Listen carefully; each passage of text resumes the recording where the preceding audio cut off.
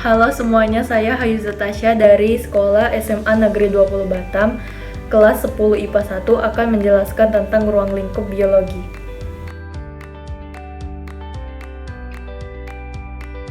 Di ruang lingkup biologi ini ada 4. Yang pertama ciri sains, yang kedua metode ilmiah, yang ketiga tingkat organisasi kehidupan, yang keempat cabang-cabang ilmu biologi.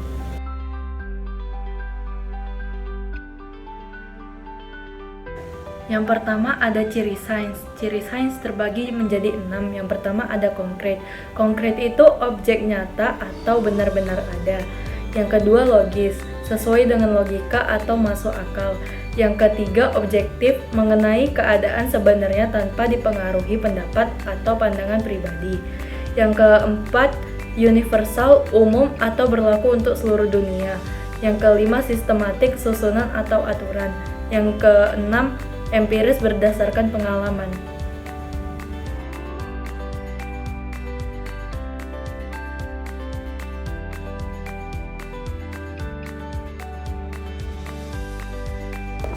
Yang kedua ada metode ilmiah. Metode ilmiah dibagi menjadi 5 macam.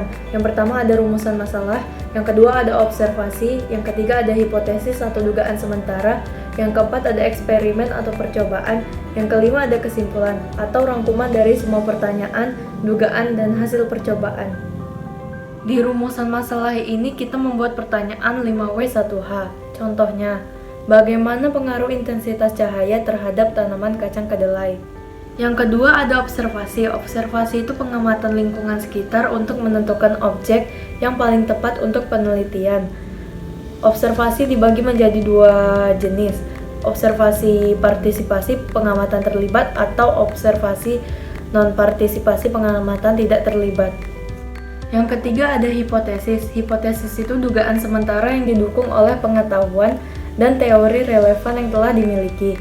Hipotesis ini harus diuji melalui observasi. Contohnya, ada pengaruh intensitas cahaya terhadap pertumbuhan tanaman kacang kedelai. Yang keempat ada eksperimen. Eksperimen itu kita bisa melakukannya dengan 3 percobaan. Yang percobaan pertama kita di bawah paparan sinar matahari. Yang kedua kita bisa di tempat teduh, dan yang ketiga kita bisa di tempat gelap. Di eksperimen ini ada 3 variabel. Variabel bebas, terikat, dan kontrol. Variabel bebas ini kita bisa mengetahuinya dari intensitas cahaya, dan variabel terikat itu kita bisa mengetahuinya dari warna daun, dan variabel kontrol ini kita bisa mengetahuinya dari air dan bibit. Misalnya, kita di tanaman A ini menyiramnya dengan 10 ml air, berarti di tanaman B dan C kita harus menyiramnya dengan 10 ml air. Dan begitu juga dengan bibit. Di bibit A kita memakai merek X, di tanaman B dan C kita harus memakai bibit X juga. Yang kelima ada kesimpulan. Kesimpulan itu data hasil eksperimen yang telah dianalisis dan diuji untuk menerima atau menolak hipotesis yang telah diajukan. Contohnya, ada pengaruh intensitas cahaya di mana tanaman yang berada di tempat gelap memiliki pertumbuhan yang lebih cepat daripada yang di tempat terang.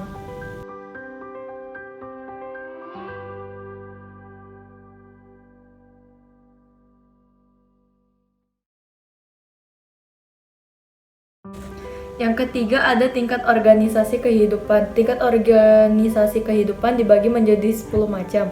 Yang pertama ada molekul. Molekul itu partikel-partikel penyusun organisme. Contohnya, dalam biologi protein berupa DNA. Yang kedua ada sel. Sel itu unit struktural dan fungsional terkecil dari makhluk hidup.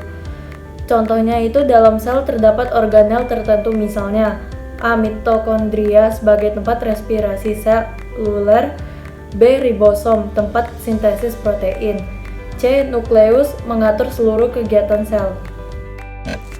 Yang ketiga ada jaringan. Jaringan itu kumpulan sel yang memiliki bentuk dan fungsi yang sama. Contohnya macam-macam jaringan pada hewan. A. jaringan epitel, B. jaringan ikat, C. jaringan otot, D. jaringan saraf. Yang keempat ada organ. Pada makhluk hidup tersusun berbagai macam organ. Contohnya, organ jantung memompa darah, organ otak pemrosesan informasi, organ ginjal menyaring darah.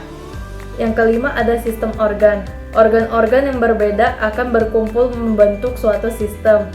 Contoh sistem pada organ manusia, sistem pencernaan terdiri atas mulut, lidah, gigi, kerongkongan, lambung, usus halus, usus besar, dan anus. Yang keenam ada individu. Individu itu organisme atau individu merupakan makhluk hidup tunggal. Contoh, seekor tupai, seekor semut, sebatang pohon kelapa, dan lain-lain. Yang ketujuh ada populasi. Populasi itu kumpulan individu dari satu spesies yang berinteraksi dan hidup di wilayah tertentu. Contoh, kawanan rusa di padang rumput. Yang ke-8 ada komunitas. Komunitas itu kumpulan populasi dari berbagai spesies yang saling berinteraksi dan hidup di area tertentu dalam kurun waktu yang sama. Contohnya, berbagai jenis populasi ikan yang hidup di laut. Yang ke-9 ada ekosistem. Ekosistem itu seluruh komunitas beserta lingkungan fisik atau abiotik yang saling berinteraksi. Yang ke-10 ada bioma. Bioma itu satuan daerah daratan yang luas di bumi bercirikan sejenis tumbuhan dominan di daerah tersebut. Contoh bioma gurun, bioma taiga, bioma hutan hujan tropis, dan bioma tundra.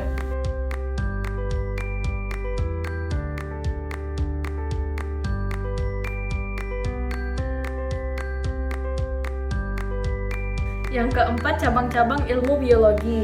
Yang pertama ada genetika tentang DNA atau pewarisan sifat. Yang kedua ada virologi tentang virus. Yang ketiga ada bakteriologi tentang bakteri. Yang keempat ada sitologi tentang sel. Yang kelima ada mikologi tentang jamur. Yang keenam ada botani tentang tumbuhan. Yang ketujuh ada zoologi tentang hewan. Yang kedelapan ada anatomi tentang organ dalam. Yang kesembilan ada fisiologi tentang fungsi organ-organ. Yang kesepuluh ada morfologi tentang bagian luar atau struktur luar. Yang ke-11 ada herpetologi tentang hewan reptil. Yang ke-12 ada ornitologi tentang hewan burung. Yang ke-13 ada entomologi tentang hewan serangga. Yang ke-14 ada ekologi tentang ekosistem.